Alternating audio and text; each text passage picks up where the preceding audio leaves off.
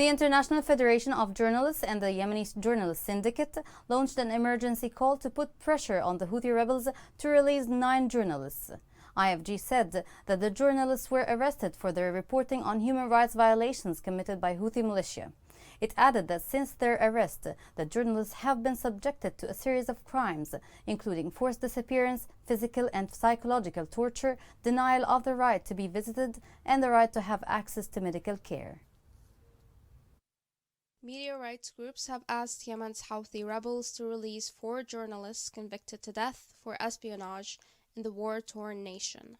The Houthis, backed by Iran, took over Sana'a from the internationally recognized government in 2014, igniting a civil war that has destroyed the already destitute country. In 2015, a group of 10 journalists were abducted by the Houthis during a raid in the capital Sana'a.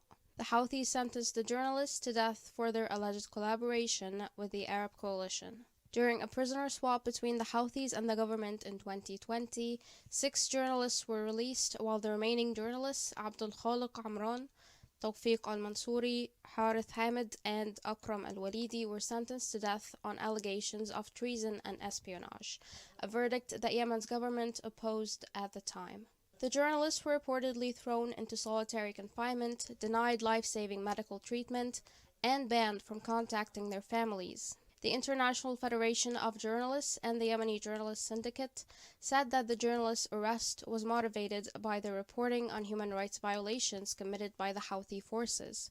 The 2 groups announced they were hosting an emergency call to exert pressure on the Houthi leadership to liberate the journalists and preserve their lives. The International Federation of Journalists, which stands for the journalists and unions of over 140 countries, said the 4 captured journalists had suffered physical and psychological torture, and the denial of the right to be visited and the right to have access to medical care. Amnesty International denounced their imprisonment on trumped-up charges at the time of their trial, while the Reporters Without Borders declared the conviction totally unacceptable.